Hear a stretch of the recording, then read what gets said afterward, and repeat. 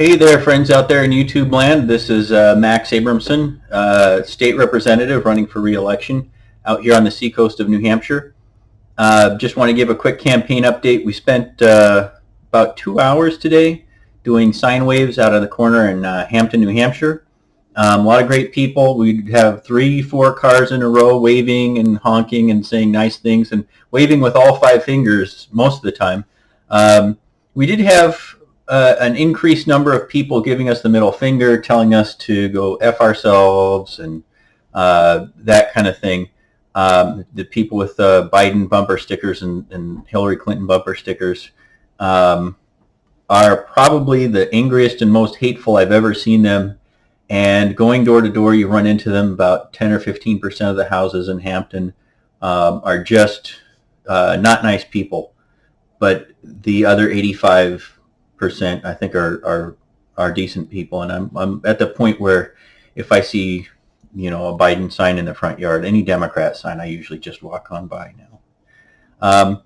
But one woman in particular was in the back of someone else's car, and she was very angry and shouting some things at us, and she finally had her friend drop her off, and she wrote up a little sign on a little cardboard sign and wrote something. I couldn't even read it from close up. But instead of coming up and talking to us, she looked down and avoided eye contact and just held a sign up. I think it was saying Black Lives Matter and then something else. And this is kind of what I call the first rule of politics. Democrats don't listen. So she's a young woman who has probably never heard any alternative to what her Marxist college professors have told her, what the Marxist union officials, teachers union officials have told her.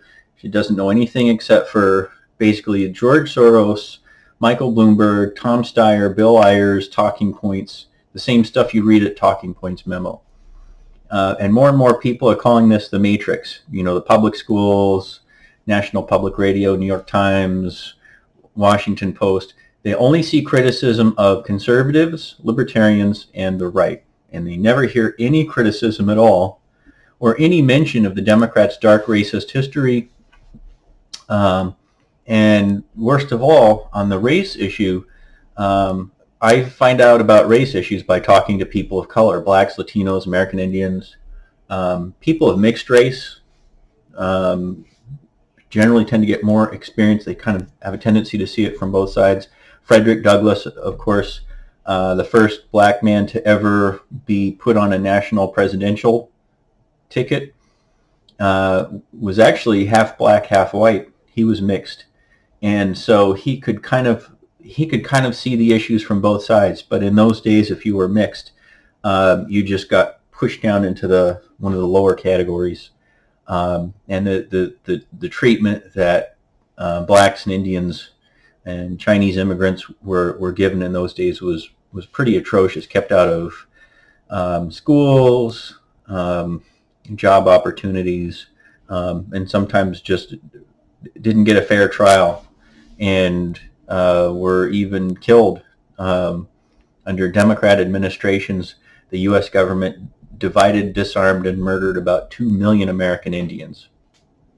So my hope was that they would listen. So I posted online on a couple of different pages that I was going door to door talking to voters this afternoon, and of course the same people who would rather bicker than listen, the same people, putting, they were ready for Hillary 4 years ago, and now they're ready for Biden and Harris, despite their absolutely atrocious records on, mandatory minimums and prison and crime policies that were targeting people of color, just open, racism, in my opinion.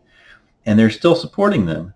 And they won't listen, and they won't look at the record, and no matter what happens, they still continue to put the same posts. And so we have social media and we have online forums where we can discuss things and show people the facts. And we just get the same responses from them. They say, "Oh, you're cherry picking facts." No, somebody has 30 years of economic data, or they have 30 years of crime data, or 200 years of data, or crime policies, over 100 years of the homicide rate on crime policy, and they just don't respond. So somebody told me, a former Democrat said, the whole system is rich Democrats stealing from poor Democrats. Poor Democrats can't figure it out. I don't think that poor Democrats are too stupid or retarded or something like that. My experience has been that some of them are blinded by hatred, and when you show them facts and evidence and you just show them that every single objective measure, how quality of policing, public services, conditions of roads and highways is just much, much better in states with Republican majorities. I mean, every single measure, potholes per mile, conditions of bridges falling apart, crime rates, 85% of all homicides happen in Democrat-run jurisdictions. All 15 of the 15 highest crime counties are run by Democrats.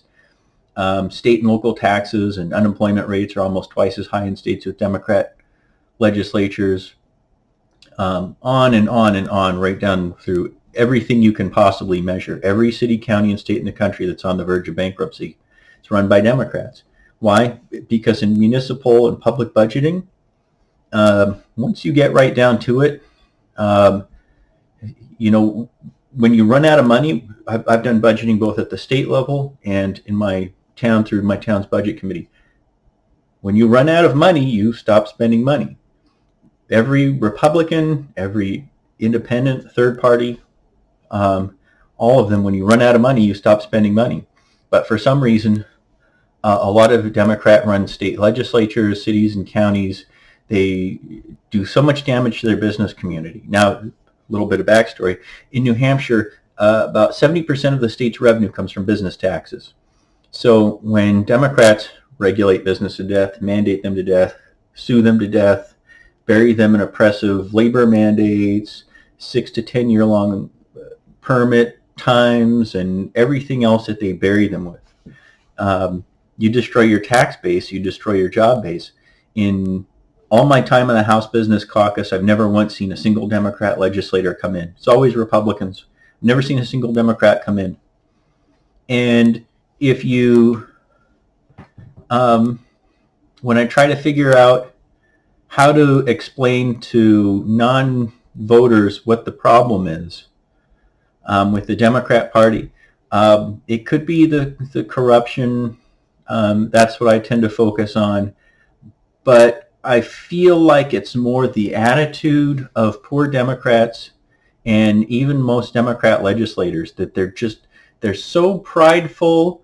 The term used when I was a kid was ivory tower liberal, but they're not even liberal in the true sense. A liberal would be somebody who listened to everyone. And the first rule of politics is Democrats don't listen to anyone. They listen just long enough to hear if you're cranking out the same Democrat talking points you can get at Talking Points Memo, Communist Party's website, or anything else. New York Times, National Public Radio, Vox, Daily Kos, all of those. They just repeat the same talking points over and over again. And when you show with unquestionable economic data, they just ignore the facts, logic, reason. Nothing works. So try talking sense into them, see if it works, and leave anything in the comments if you've been able to reach any Democratic voters and see if they'll actually listen. I think that most of them are crazy. There's nothing else you can say about it.